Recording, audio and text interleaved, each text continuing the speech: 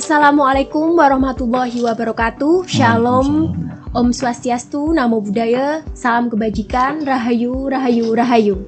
Selamat pagi Sobat PHP dimanapun kalian berada. Senang sekali saya Isna Ida dapat hadir di episode kedua podcast JDIH KPU Kabupaten Kendal.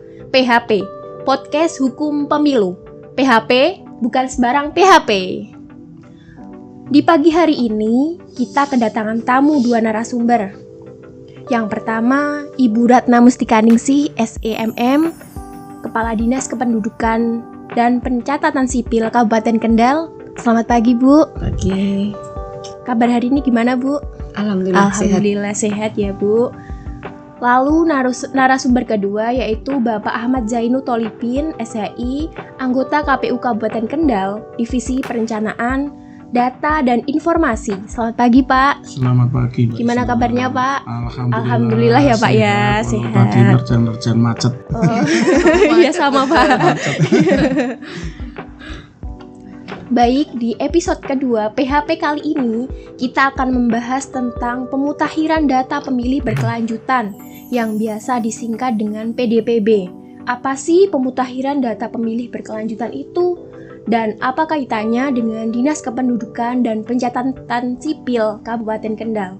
Langsung saja kita ulik bersama-sama. Saya mulai dulu dengan Ibu Naning ya, Bu. Boleh. Saya manggil Bu Naning, enggak apa-apa ya, Bu ya? Iya, emang panggilannya. Oh iya. Boleh dong, Bu, dijelaskan secara singkat peran dan fungsi Dispenduk Capil dalam pelayanan administrasi kependudukan itu seperti apa ya, Bu? Iya. Saya nyapanya siapa nih? Selamat pagi untuk semuanya. Oh iya, monggo disapa dulu, Bu. Ya, terima kasih kami bisa hadir di sini dengan teman-teman KPU. Tadi disampaikan apa sih peran kami di Dispenduk Capil gitu ya, apalagi dalam pemilu itu sangat penting peran kami dan strategis. Dan memang Dispenduk Capil dalam hal ini adalah kami mengurusi tentang administrasi kependudukan, baik itu pendaftaran penduduk, kemudian pencatatan sipil, dan data yang kita kumpulkan itu, kemudian pemanfaatan datanya juga kita urusi, kemudian juga tentu kita ini mempunyai tugas menerbitkan dokumen kependudukan. Selain itu, kita memastikan bahwa seluruh warga masyarakat Kabupaten Kendal harus memiliki identitas kependudukan. Ini yang paling penting. Jadi karena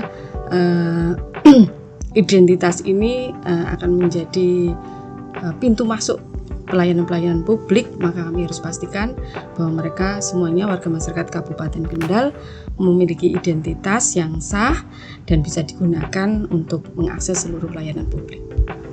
Baik, Bu, tadi sudah dijelaskan ya, Sobat, secara singkat peran dan fungsi Dispenduk Capil dalam administrasi kependudukan. Lalu, Bu, terkait pelayanan, apa saja sih pelayanan yang paling sering diakses oleh masyarakat saat ini di Kabupaten Kendal? Ya. Pelayanan kami ini ada perekaman dan cetak KTP. Itu yang paling banyak gitu ya. Ya karena memang pendaftaran penduduk itu buktinya adalah KTP elektronik yang sekarang sudah bermigrasi menjadi identitas kependudukan digital. Jadi harapannya yang memiliki KTP elektronik ini juga memiliki IKD. Jadi ini yang sedang kita gerakkan karena kami secara nasional ada target 30% dari wajib KTP elektronik, dan saat ini kita mungkin baru 16% dari 30% yang ditargetkan, masih jauh ini. Memang ya kita banyak kendalanya sih, salah satunya ya karena masyarakat tidak semuanya memiliki HP juga, masih banyak juga yang tidak melek IT, kemudian juga ada beberapa pengguna yang masih menggunakan fisik KTP elektronik. Tapi kami mempunyai tugas untuk mencetak juga KTP elektronik itu, walaupun kita edukasi warga untuk memiliki IKD. Kemudian juga menerbitkan akte kelahiran tentu saja.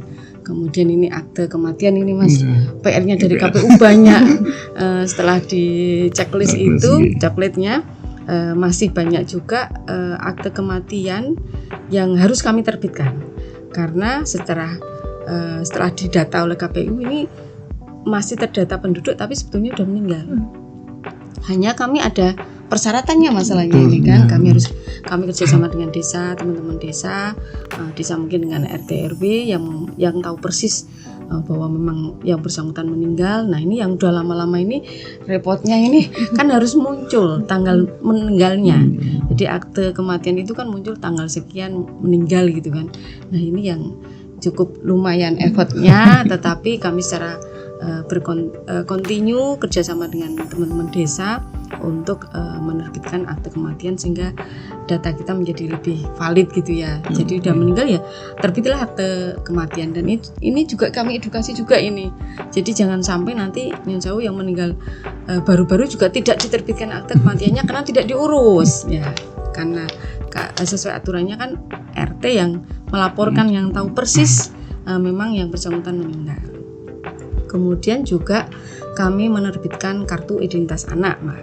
Nah, jadi harapan kita dari 0 tahun anak ini sudah memiliki identitas. Buktinya adalah kalau 17 tahun itu KTP, kalau anak-anak ini namanya kartu identitas anak. Ini setahun ini kami support betul KIA dengan launching yang dilakukan oleh Ibu Bupati, Kian Hebat ya. Jadi anak-anak yang memiliki KIA itu harapannya menjadi anak-anak yang hebat loh. Nah, walaupun ada kepanjangannya itu. Nah, ini kami sudah mencapai 84%. Tadi pagi kami rapat bagaimana percepatan anak-anak kita memiliki identitas berupa kartu identitas anak. Karena kalau memiliki kartu identitas anak, pasti dia sudah punya akte kelahiran. Ini yang paling penting juga. Nah, itu beberapa produk yang banyak diminta, termasuk KK, kartu keluarga ini ya. Karena mungkin mereka pindah alamat atau mungkin mereka pecah kakak karena anaknya menikah, ini banyak yang ke kami untuk diterbitkan dokumen baru. Jadi memang pelayanannya memang banyak ya, banyak juga Bu. Banyak pelayanan juga banyak yang diakses juga Bu. Berarti kan nggak cuma 1-2, memang banyak produknya dari Ibu. Iya, dalam sehari ini lebih dari 400 dokumen permohonan yang harus kami selesaikan. Ini baru kami rekap, coba tolong disampaikan di medsos, itu capil saya bilang gitu kan sama teman-teman, berapa sih pelayanan dalam 1 bulan? Itu ribuan. Untuk meyakinkan bahwa kami itu walaupun senyap, artinya anggarannya terbatas tapi produktif gitu ya. Dari sisi kinerja itu produktif karena sekian ribu dokumen yang kami terbitkan setiap bulan. Tidak menghalangi semangatnya ya Bu ya untuk tetap melayani dengan baik ya Bu. Iya, itu sudah moto kita. harus melayani masyarakat dengan baik, dan yang paling penting membahagiakan masyarakat. Karena kalau mereka misalnya butuh akte kelahiran ke kami, setelah mendapatkan akte kelahiran mereka bahagia. Itulah tugas kami, membahagiakan masyarakat. Lalu terkait dengan pemilu Bu, apa sih dasar hukum dan Dinas Kependudukan dan Pencatatan Sipil Kabupaten Kendal dalam menyediakan data kependudukan untuk pemilu dan pilkada? Jadi kami ini bekerja, ini dasarnya undang-undang. Jadi secara struktur hukum itu kan tertinggi ya. Kami ada undang-undangnya, Undang-Undang Nomor 24 tahun 2013 itu tentang administrasi kependudukan. Itu menjadi dasar kita, bagaimana kita menerbitkan dokumen, bagaimana kita bekerja, itu semuanya diatur dalam undang-undang dan turunannya. Kemudian untuk undang-undang pemilu itu nomor 7 tahun 2017 ya, tentang pemilu, itu juga menjadi dasar kita, bagaimana kita menyiapkan pemilih untuk bisa melakukan pilihannya itu di pemilu. Ini menjadi tugas kita bersama ya Pak ya, KPU dan Bawaslu dan perangkat-perangkatnya terkait dengan pemilu. Ternyata memang keterkaitan Dinas Kependudukan dan Pencatatan Sipil ini memang sangat jelas ya, sudah diatur dalam undang-undang ya Bu ya, dan sudah disampaikan Bu Naning tadi. Lalu menurut Ibu, seberapa penting sih data kependudukan dalam penyelenggaraan pemilu itu? Ya, sangat penting, karena yang menjadi dasar untuk warga memilih kan dokumennya dari kami. Jadi sangat pas ketika memang kami dari Kemendagri dalam hal ini Ditjen Dukcapil melakukan kerjasama dengan KPU, karena dasarnya KPU ini adalah menyusun daftar pemilih tetap itu dasarnya adalah dari Ditjen Dukcapil, dari produknya kami gitu ya.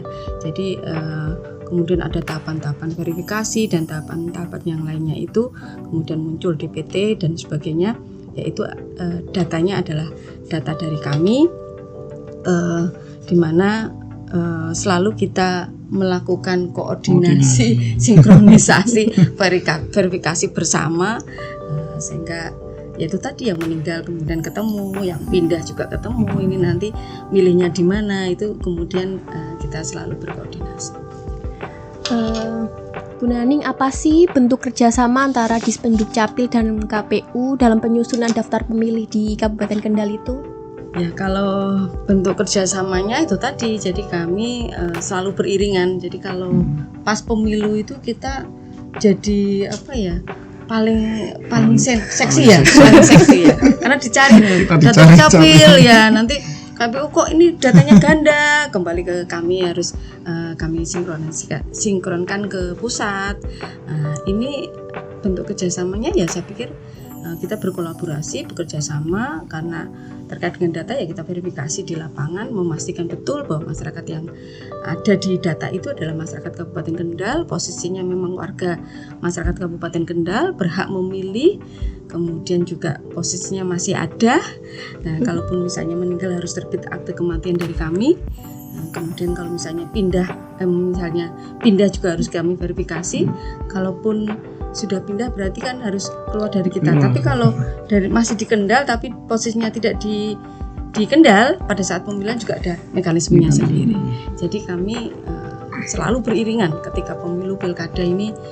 Sekali lagi banyak yang datang ke kita ya. Betul.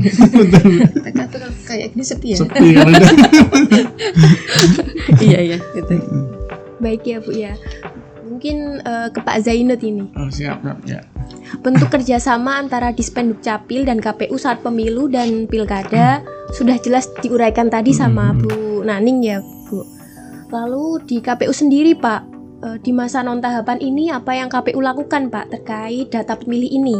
Oke, baik Mbak Isna. Ya. Sebelumnya selamat pagi semuanya teman pemilih gitu ya.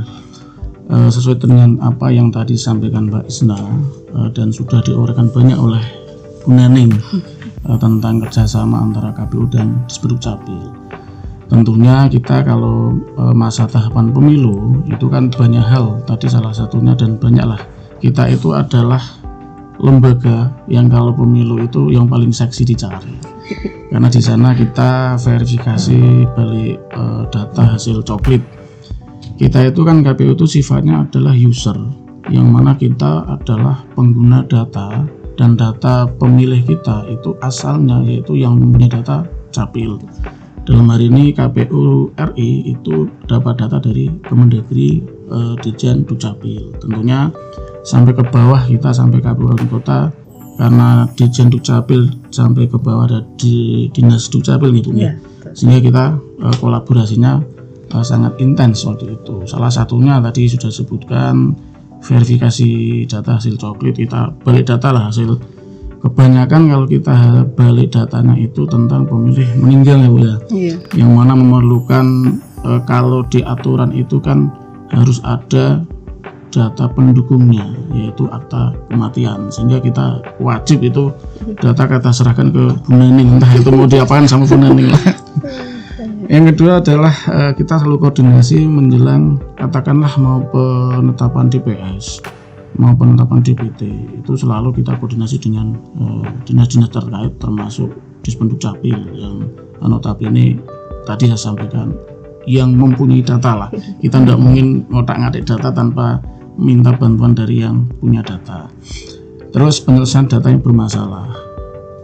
Ini memang yang sangat rumit bagi kami, karena terkadang ada satu nick itu dipakai dua orang. Wah, itu kita mau menentukan itu ini sebenarnya nicknya siapa? Orangnya itu apakah benar orangnya satu atau orangnya dua? Yaitu saya serahkan Bu Naning, Bu, ini siapa sih yang mempunyai nick itu? Itu kalau kita bicara di tahapan pemilu atau pilkada. Terus kalau kita bicara di tahapan ini sekarang kan tentunya masyarakat tahunya KPU itu tidak ada pekerjaan setelah pemilu atau pilkada selesai. Padahal dalam perintah undang-undang, yaitu Undang-Undang Pemilu Nomor 7 Tahun 2017, bahwa KPU pasca pilkada atau pemilihan itu mempunyai tugas itu adalah pemutahiran daftar pemilih berkelanjutan, sehingga kita berkewajiban untuk memutakhirkan data tersebut yang tujuannya untuk data itu selalu mutakhir lah yang kita gunakan, dan itu untuk persiapan pemilu-pemilu berikutnya.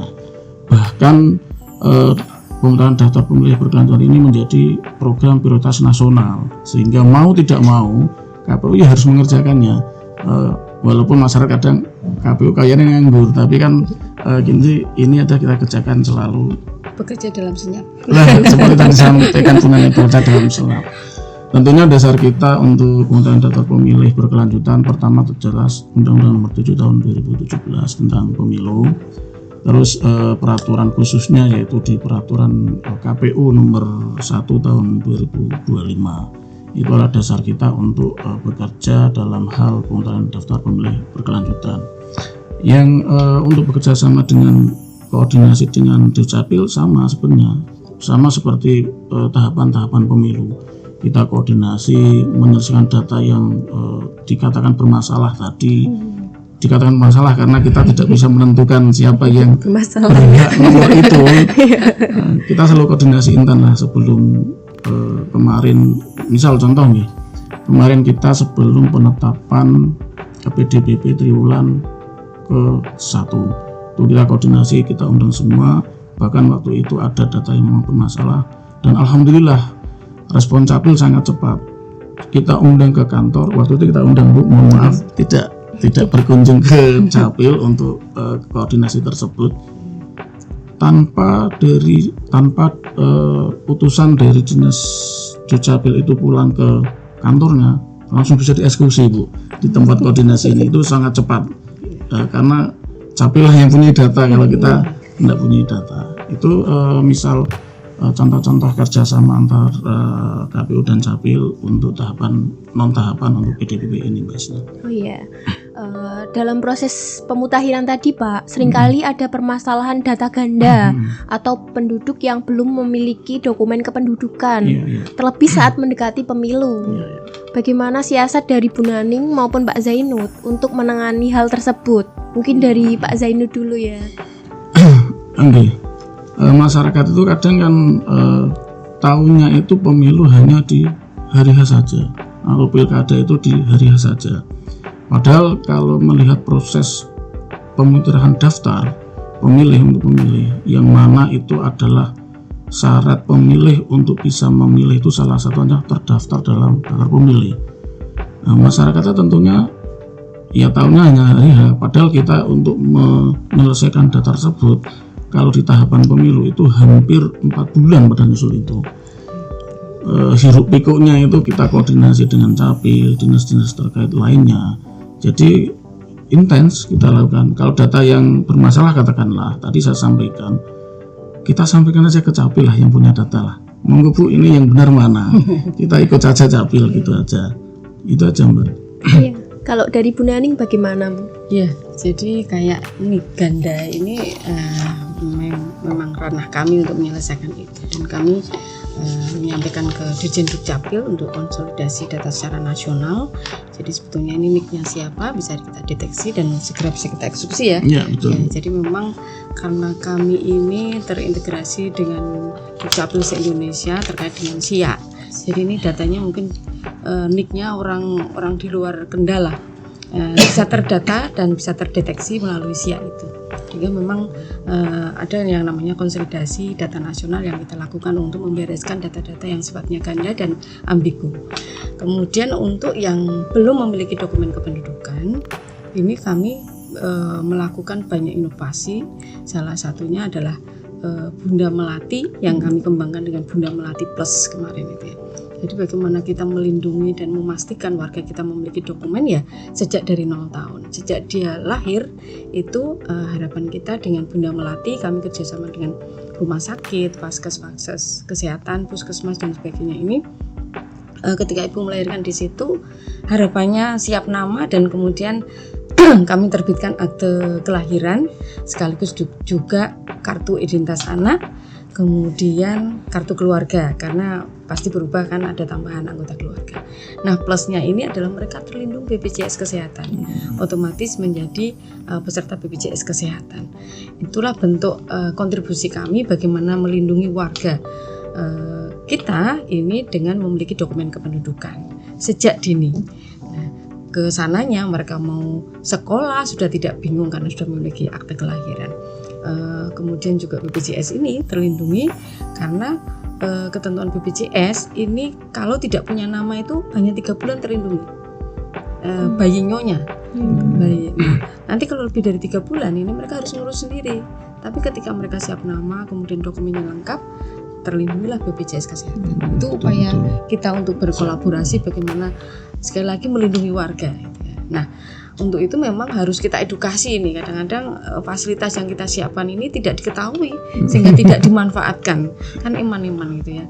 Nah, ini juga upaya kami bagaimana yang belum memiliki dokumen itu kita miliki. Kemudian bagaimana yang sudah dewasa tapi kok belum memiliki dokumen kependudukan, tetap kita layani juga. Kami menyisir desa-desa, kami jemput bola, kami mengirim surat dari desa, kemudian kecamatan memastikan penduduk yang belum memiliki identitas untuk kita beri identitas.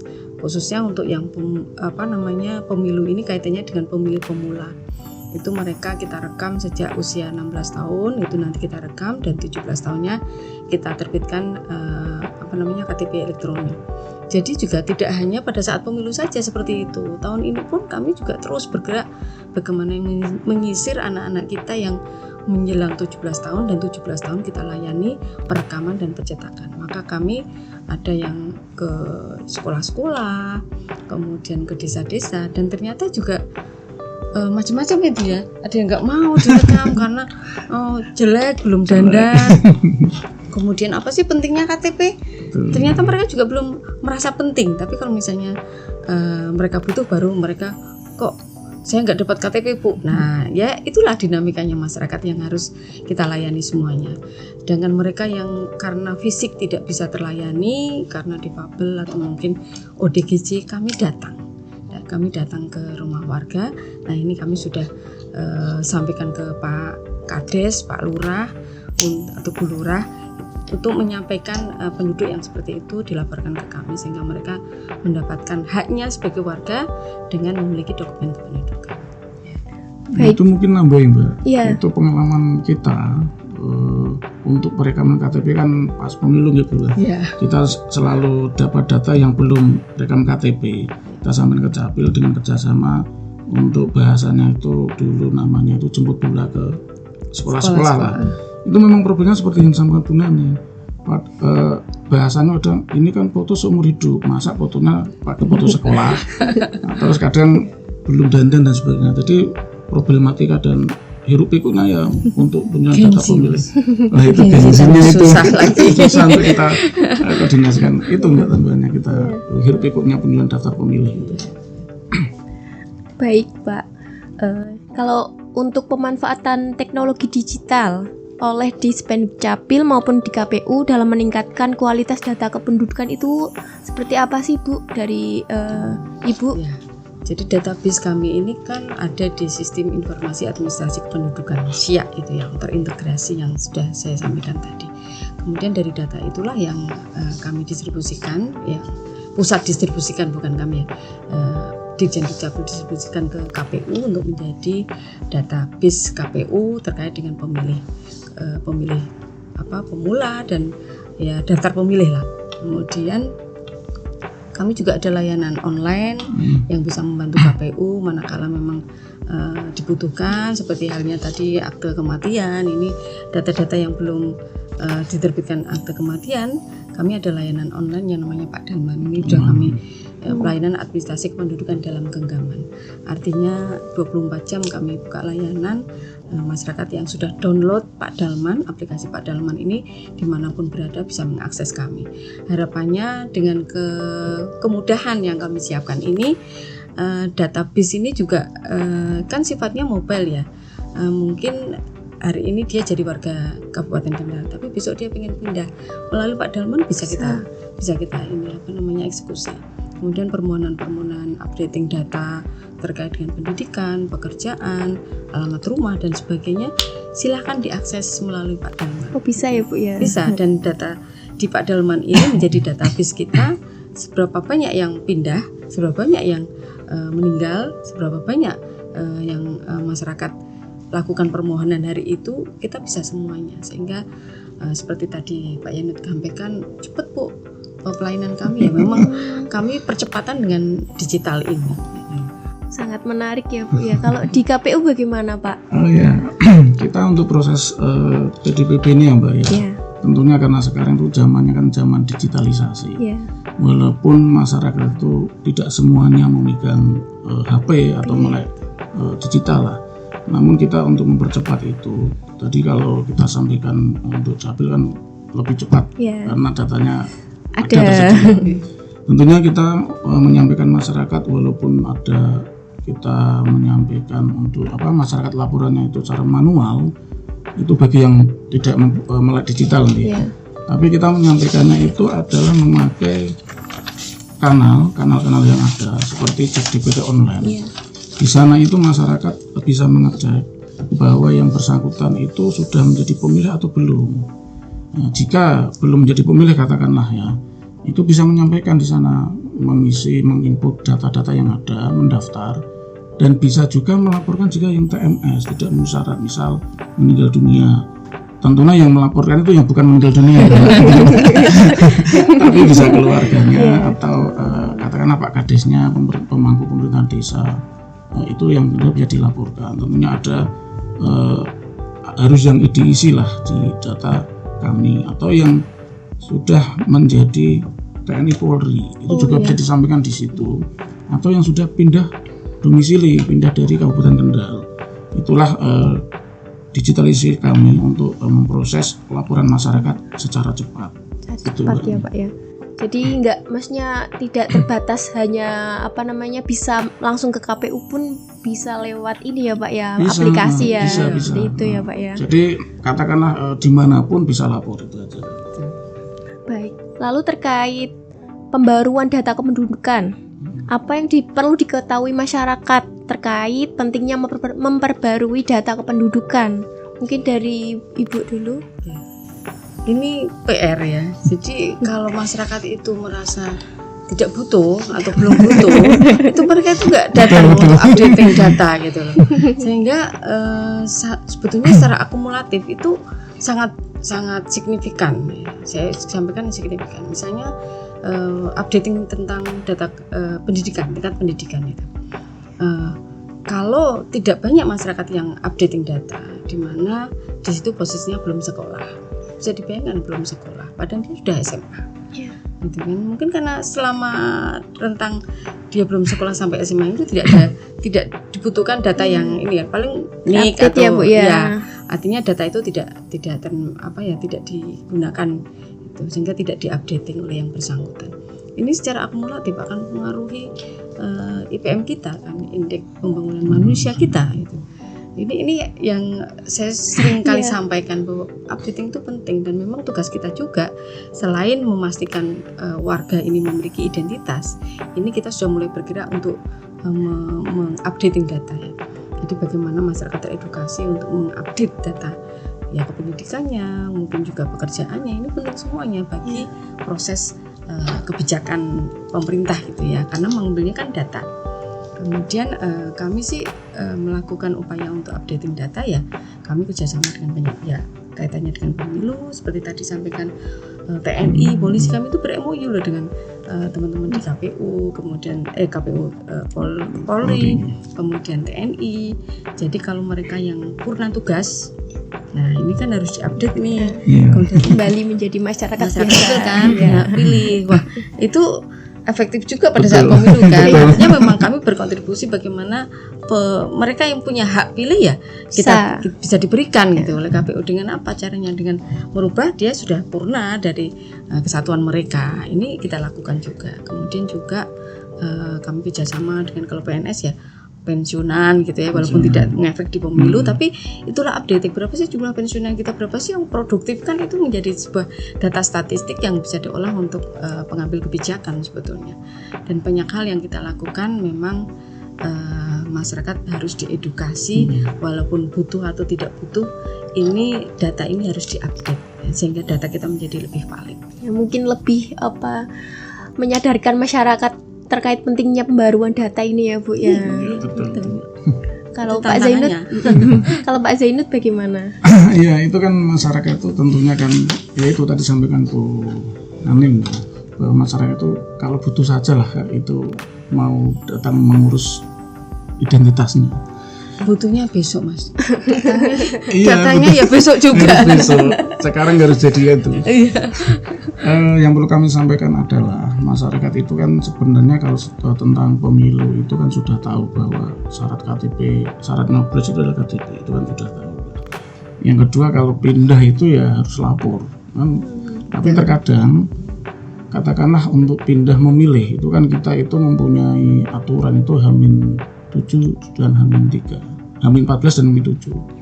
Dan itu kan tidak semata-mata harus mau kita prosesnya kan tidak semata-mata ya.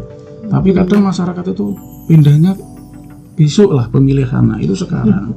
Itu terkadang kita tidak bisa memproses, tapi masyarakat pengennya seperti itu tuh Mbak. Jadi itu kadang kesulitan. Jadi yang menjadi PR kami itu pertama inilah PDPB ini. PDPB itu ada. Kita melakukan proses pengumpulan data itu tidak hanya pas pemilu dan pemilihan, namun ternyata ada proses untuk memperbarui data pemilih kami setiap 3 bulan sekali. Kalau PDPB itu kan kalau tingkat kabupaten 3 bulan sekali. Jadi itu harus kita sampaikan terus menerus karena faktanya masyarakat itu, warga Kendal itu ngiranya DPT hanya diurus pas pemilu itu 80%. KPU itu identik dengan pemilu. Betul. Jadi faktanya itu 80% masyarakat Kendal itu tahunya daftar pemilih itu hanya pemilu saja, tidak ada daftar pemilih seperti sekarang kita kerjakan itu pemilih berkelanjutan. Misal apalagi kalau TNI Polri itulah, itu kan hak pilihnya otomatis dihentikan dulu. Bukan saya bilangnya itu, kalau saya bilang di mana tidak dicabut, tapi dihentikan dulu. Nanti kalau yang bersangkutan itu kembali sipil ya diaktifkan. Kalau dicabut itu kan harus pengadilan itu ya. Jadi kadang masyarakat itu bingung, kok anak saya menjadi TNI Polri tidak punya pilih. Padahal secara otomatis kalau di pemilu itu dihentikan dulu, kalau dicabut lagi perbarui data dari TNI Polri ke sipil. Jadi terus lapor kematian dan sebagainya. Jadi itu PR kami untuk mengedukasi kepada masyarakat tentang pentingnya perubahan data pemilih kalau di pemilu, perubahan data identitas kalau di kependudukan. Itu. Terkait data valid Pak, itu peran masyarakat bagaimana untuk memastikan data mereka itu valid untuk keperluan pemilu? Iya Mbak, sebenarnya peran masyarakat untuk data valid itu kuncinya ada 3 Mbak. Kalau saya bisa, kalau boleh menyampaikan ya. Itu yang pertama yaitu cek DPT online yang tadi saya sampaikan, cek dptonline.kpu.go.id. Itu yang pertama. Karena di sana kita akan mengetahui apakah data kita itu yang kita masukkan ada atau tidak di daftar pemilih. Itu yang pertama. Yang kedua yaitu lapor. Biasanya lapor itu bisa saya sampaikan adalah ada perubahan tidak di data yang tadi dicek di DPT online. Kalau ada perubahan, misal alamat, ternyata yang ada di data pemilih kami katakanlah alamatnya Pegandon, ternyata saya sudah pindah. Ya lapor ke kita tapi lapor dulu ke Capil bahwa data saja sudah pindah, di Capil sudah ada perubahan data, baru disampaikan ke KPU. Itu untuk kita mengupdate data pemilih kita. Yang terakhir yang ketika saya sampaikan tadi yaitu peduli, yang mana peduli akan data sendiri dan data keluarga. Karena gini, orang tidak akan pernah peduli dengan data yang dimiliki orang lain. bahasanya bisa dikatakan datanya Mbak Isna saya kan tidak pernah peduli, saya tidak akan melindungi datanya Mbak Isna. Jadi katakanlah Mbak Isna sendiri yang peduli dengan data Mbak Isna sendiri dan keluarga Mbak Isna. Jika ada perubahan, ya tadi cek di PT online, terus lapor, ya itu peduli. Itu menurut hemat kalau boleh saya katakan begitu. Itu ya. Kalau dari Ibu gimana Bu untuk memastikan datanya valid itu Bu? Ya, jadi KPU kan menggunakan data kita kan, ya artinya kalau dari sisi pemilu ya seperti tadi disampaikan Mas Eno, tapi dari sisi kami itu tadi bagaimana warga masyarakat ini menyadari bahwa data itu penting gitu. Ini yang menjadi tantangan tersendiri ketika mereka tidak mengupdate data mereka, sementara sebetulnya di elemen data yang ada itu ada perubahan, ya mereka biasanya datang ke tempat kami ketika dibutuhkan, ketika membutuhkan itu masalahnya di situ. Tapi sekali lagi upaya kami mengedukasi kepada masyarakat itu melalui berbagai media, melalui yang terdekat adalah desa, kemudian juga lurah, melalui berbagai forum sosialisasi, harapannya untuk membuka kesadaran bahwa ternyata data itu bukan data yang kemudian disimpan di laminating gitu ya. Makanya pemerintah itu tepat sekali ketika merubah KK itu tidak lagi seperti dulu zaman saya itu warnanya biru kalau nggak salah itu di laminating itu, jangan sampai hilang itu ya. Pertama kayaknya merah atau jambon itu Bu, gitu ya kakaknya. Saya awalnya kan? Biru sepertinya setelah warna itu ya. Saya masih ingat yang biru itu, jadi memang di laminating tidak boleh hilang gitu kan. Tapi sekarang dengan kertas putih itu karena kita menyadari bahwa elemen data di situ itu bukan statis gitu. Bukan data statis, alamat rumah boleh pindah, kemudian mungkin punya rumah baru, pengen alamat yang baru, kemudian pekerjaan pun mungkin apalagi sekarang ini anak-anak Gen Z itu kan bekerja di sini nggak kurang nyaman, pindah lagi, banyak. Kemudian juga pendidikan itu juga banyak elemen data yang sifatnya dinamis. Oleh karena itu pemerintah mewadahi melalui KK ini cuma kertas putih gitu, sehingga bisa diupdate setiap saat, kemudian sesuai dengan kebutuhannya dan sangat ekonomis. Berapa miliar atau triliun mungkin ya kalau secara akumulatif itu efisiensi negara untuk itu, dan itulah kontribusinya Dirjen Dukcapil. Sangat bagus ya Bu ya. Jadi kan betapa mudah kalau ke Dukcapil untuk ngeprint itu nggak usah ke Dukcapil ya, diprint sendiri bisa. Ya, tapi dari email juga masyarakat yang kalau tidak diprintkan di Dukcapil itu kurang marem. Nah itulah edukasinya bagaimana kemudian ini dipahami oleh masyarakat, apalagi yang kakang yang berbarcode itu sudah udah enak sekali gitu ya, artinya datanya sudah tersimpan di situ. Nah cuman kita juga menyadari bahwa kemudian yang kita hadirkan ini masyarakat juga sudah kita edukasi, tapi juga kita edukasi rawannya, karena penipuan dengan kemudian itu ya luar biasa gitu. Kayak IKD kan dimaksudkan untuk lebih terlindungi secara digital ya, jadi tidak dalam bentuk fisik ya. Kakak kita tidak dalam bentuk fisik, KTP kita tidak dalam bentuk fisik, semuanya sudah di dalam satu dokumen digital yang selalu kita bawa melalui HP kita. Kalaupun minta pasti melalui yang bersangkutan, karena di situ ada PIN-nya, yang tahu adalah kita sendiri. Di situ adalah email kita yang memiliki HP, dan satu orang adalah satu HP. Jadi HP anaknya nggak bisa untuk orang tuanya. Satu HP satu IKD itu. Dalam rangka kita melindungi dokumen pribadi kan gitu. Namun demikian ya ada juga yang mengaku-ngaku orang Dukcapil kemudian mengaktifasi IKD. Nah ini beberapa hal yang kita sampaikan juga masyarakat untuk berhati-hati. Kalau IKD ya harus dengan orang Dukcapil, di mana kami pelayanannya adalah di sini tiap hari minggu pertama kami ada di Sunmore, di stadion, kita sampaikan. Ya memang mau tidak mau tetap masyarakat sendiri ya Mas ya. Harus memahami, harus melindungi datanya sendiri. Pemerintah dan kita semuanya sudah menyediakan kemudahan-kemudahan, menyampaikan kesulitan-kesulitan, menyampaikan barangkali ada yang ada penipuan dan sebagainya sudah kita sampaikan. tapi kita tidak boleh menyalahkan masyarakat masalahnya.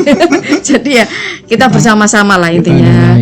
Kita melayani, harapannya masyarakat juga ada feedbacknya kepada kita untuk saling mendukung. Saya yakin pemerintah menyediakan semua ini untuk masyarakatnya. Jadi emang untuk memastikan data valid itu memang sebenarnya harus dari diri sendiri ya Bu ya. Mestinya begitu. Kalau semuanya sudah seperti itu, ya pekerjaan kita sangat ringan. Bu Naning, apa sih kendala yang sering dihadapi di lapangan saat pelayanan administrasi kependudukan? Ya salah satunya memang itu tadi, administrasi kependudukan khususnya ini seringkali dilakukan pengajuan permohonan ketika dibutuhkan.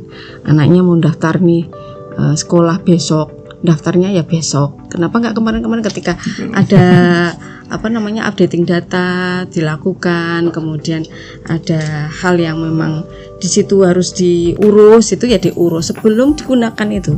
Makanya kita mengupayakan bayi baru lahir harus punya akte kelahiran. Nah, ketika nanti sekolah sudah nggak ribut masalah akte kelahiran kan, kemudian alamatnya di mana. Kalau mau pindah ya pindah. Nah ini mulai nih mau masuk sekolah nih, Yunasi dan sebagainya mulai ribut nih banyak. Ya, sehingga trennya sudah kelihatan ini bulan-bulan ini nanti akan banyak ini. Tapi kami juga melakukan perubahan ini, bagaimana kita kerjasama dengan dinas pendidikan, cabang dinas untuk memastikan data anak didik ini sudah terupdate ya, sehingga tidak lagi tercecer. Artinya di situ kita tambahi harus memiliki KIA gitu ya, sehingga pasti dia punya akte kelahiran. Kalau belum silakan ke kami gitu. Belum punya KIA, kami sudah 84% itu mungkin sekitar 300-an yang belum punya. Ketika berbondong-bondong datang ke tempat kami sudah siapkan pasukan 300 harus selesai semuanya sehingga kita mencapai 100%, sehingga anak-anak kita tidak ada yang masuk sekolah terkendala karena KIA. Sudah kita pastikan seperti itu. Ya, sekali lagi kembali, ayo masyarakat, saya mengajak masyarakat Kabupaten Kendal tidak hanya pada saat pemilu, tidak pada saat dibutuhkan, tapi setiap saat kita lihat administrasi kependudukan kita. Kalau update, toh kita berada di 24 jam menerima permohonan. Berarti ada strateginya Bu. Mungkin bisa dijelaskan kembali mungkin strateginya dalam menghadapi yang tadi itu Bu, permasalahan yang di lapangan itu. Strategi kami yang jelas kami jemput bola ya, untuk yang memang tidak terjangkau karena di Kendal ini kan ada yang Pantura, ada yang pegunungan, ada yang di pelosok-pelosok itu. Karena kita tugasnya memastikan seluruh warga kita memiliki identitas, ya kita jemput bola kalau yang agak jauh gitu. Kemudian kita juga kerjasama dengan perangkat desa khususnya, kemudian juga dengan kecamatan mulai feedback ini. Kecamatan juga kita minta bantuan untuk feedback penduduk yang belum memiliki identitas kependudukan. Kemudian sekarang kita sudah melangkah ke updating data sehingga nanti 5 tahun ini sudah 4 tahun ya. Untuk pemilu ini kita sudah paling tidak sudah banyak yang kita lakukan sehingga beberapa permasalahan yang kemarin kita temukan berkurang gitu. Harapannya seperti itu. Dan strategi untuk ke sekolah-sekolah juga kita lihat kalender pendidikan. Oh ternyata di SMK banyak yang magang, berarti kita tidak di SMK itu. Dan kita kerjasama dengan cabang dinas yang membawahi SMA agar kita bisa mudah masuk dan mengedukasi anak-anak kita untuk mau direkam. Apa sih harapan dari Dispenduk Capil terhadap masyarakat dalam mendukung pemilu yang berkualitas, Bu? Ya, harapan kami sekali lagi masyarakat untuk bisa mengupdate datanya, kemudian juga melihat dokumen kependudukan agar memastikan mereka itu memiliki dokumen. Kalau memiliki dokumen dan memang mereka masuk ke 17 tahun berarti punya hak pilih, itu berarti kita pastikan mereka memiliki hak pilih. Begitu ya Mas ya? Nah itu kerjasamanya. Yang penting mereka memiliki dokumen, kemudian kami serahkan ke KPU dan KPU yang akan berproses, cek lapangan, dan terus kami akan selalu bersama-sama mengupdate, memverifikasi, memvalidasi, sinkronisasi data ini sehingga memastikan bahwa seluruh warga yang memiliki hak pilih bisa menggunakan suaranya terhadap pemilu ini, dan harapannya pasti hasilnya tentu menjadi harapan kita semuanya karena menjadi masa depan bangsa ini. Baik, terima kasih. Untuk Pak Zainud, mungkin apa harapan KPU kepada masyarakat dalam pendukung pemilu yang berkualitas, Pak? Iya, Mbak Isna, tadi sudah dari Dukcapil sudah menyampaikan harapan-harapan untuk pemilu ya. Kalau KPU itu sebenarnya harapan memang 8 harapan, namun ini kita sampaikan 3 harapan saja. Yang pertama yaitu jadi pemilih yang cerdas lah bahasanya, dan bukan asal coblos. Kenali dulu calonnya, visi misinya, walaupun ada hura-hura dan sebagainya, tapi harapan itu akan menjadi lebih baik kalau kita mengenali orang agar mau kita pilih, itu kenali dulu. Itu yang pertama.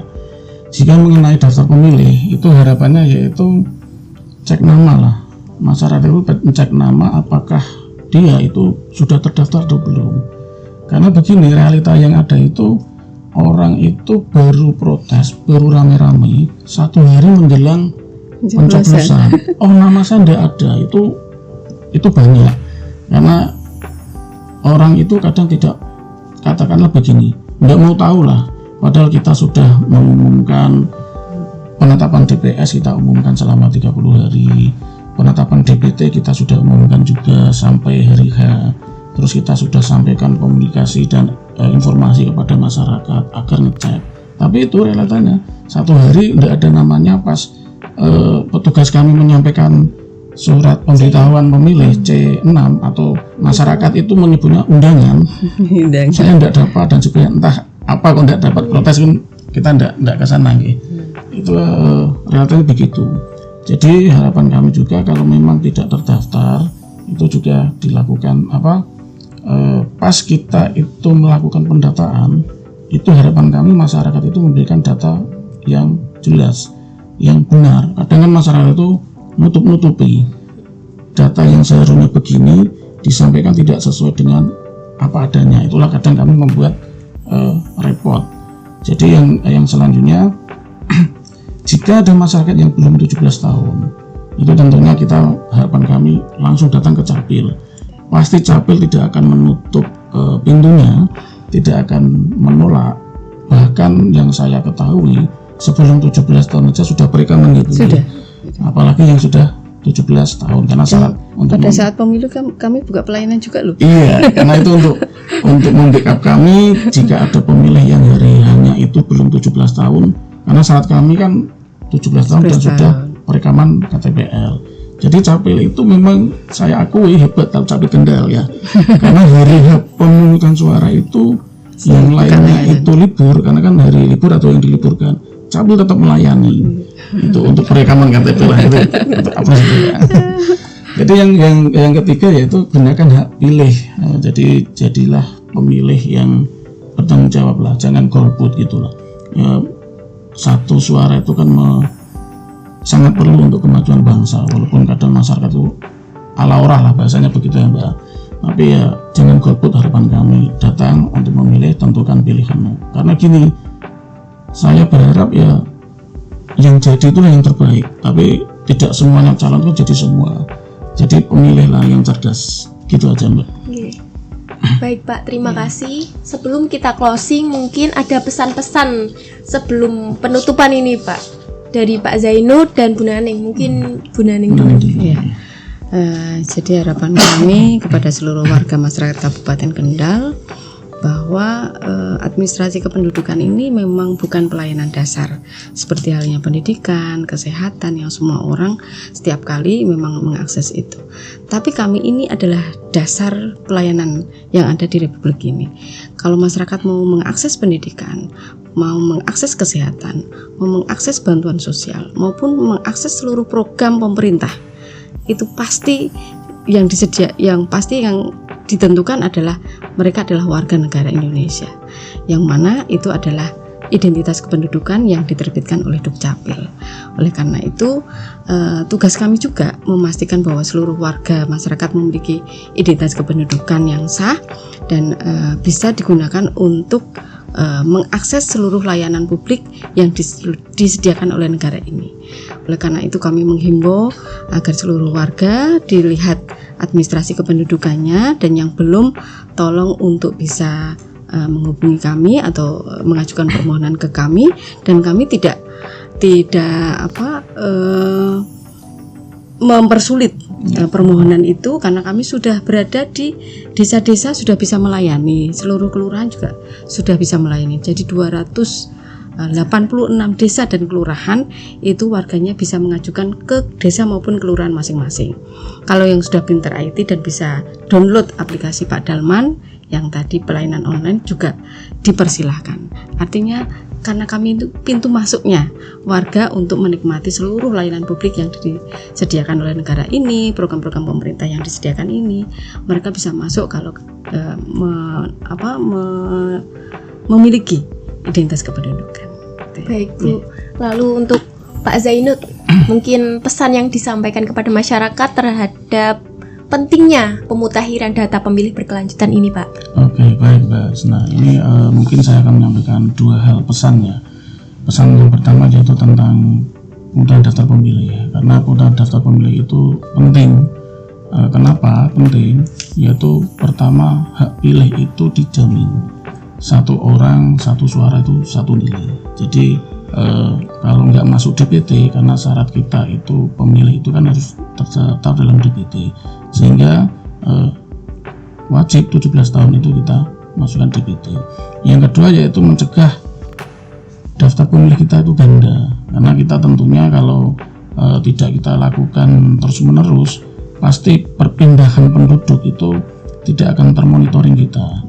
Jadi itu mencegah kita ada pemilih kita ganda, sehingga kadang daftar pemilih itu kan kegunaannya untuk pencetakan logistik, sehingga logistik kita kalau ganda kan mesti akan double. Dan itu bahasanya bisa pertama pemborosan, yang kedua ada indikasi bisa disalahgunakan lah, begitu kira-kira ya.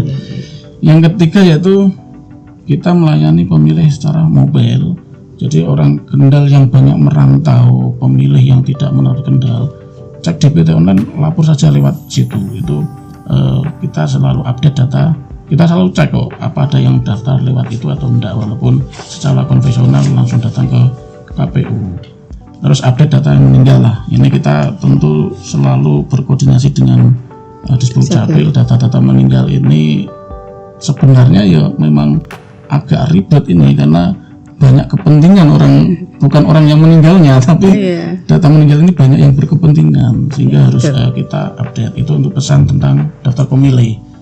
Kalau boleh nambahin untuk pesan secara umum kepada warga Kendal ini ya Mbak ya, itu yang pertama, cek datamu sekarang lah bahasanya, jangan nunggu-nunggu besok. Kamera ini ya, jangan nunggu-nunggu besok, cek data sekarang, pastikan datamu itu ada di daftar pemilih. Baik itu jika belum valid, validkan. Kalau mau pindah, laporkan. Jadi cek itu. Yang kedua, jangan pinjamkan KTPL kepada sembarang orang. Betul. Itu yang ya Bu Ibu Nanda. Jangan sembarangan KTPL-nya dipinjamkan. Ya sudah tahulah risikonya bahwa pindahkan ke IKD. Pindahkan ke IKD digital. Amin. Yang selanjutnya adalah jika petugas kami itu datang, bahasanya ini kita proses PDPB, tentunya kita akan melaksanakan untuk validasi itu datang langsung ke rumah-rumah yang kita sebut Coptas. Itu dasarnya juga ada surat dinas dari KPRI, tolong dibantu kami, karena data itu penting untuk validasi kami agar tidak salah kami menginput data. Yang selanjutnya untuk pemilih pemula itu kan ujung tombak DPT berkualitas. Jadi kami tentunya para pemilih pemula itu yang sudah wajib rekam KTP, mohon silahkan untuk rekam KTP. Dukcapil juga sudah menyediakan layanan jemput bola. Tentunya kalau pas pilkada kita juga ikut berkolaborasi. Namun kalau pas PDPB saya melihat di media yang dimiliki Capil ternyata bahkan hari libur pun mempunyai itu Satgas Garuda ya. Itu langsung kedatangan bersangkutan, tidak hanya yang 17 tahun namun yang disabilitas juga Capil begitu effortnya gitu yang saya pahami. Itu Mbak yang bisa kami sampaikan kepada masyarakat tentang DPPB dan pada masyarakat Kendal pada umumnya. Baik, terima kasih Pak. Oke Sobat PHP, itulah pesan dari Ibu Naning dan Pak Zainud. Saya mengucapkan terima kasih banyak sama-sama sudah menyempatkan diri Bu, Pak. Ini ilmunya sangat bermanfaat sekali bagi saya tentunya dan masyarakat Kendal. Semoga ilmu yang telah disampaikan membawa manfaat bagi Sobat PHP dimanapun kalian berada.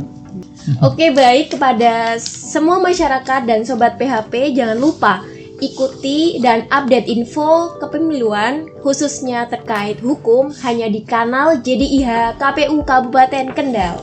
Saya Isnaida, Pak Zainud, dan Bu Naning pamit undur diri. Semoga kita bertemu lagi di next podcast. Dari saya cukup sekian. Terima kasih. Wassalamualaikum warahmatullahi wabarakatuh. Waalaikumsalam warahmatullahi wabarakatuh.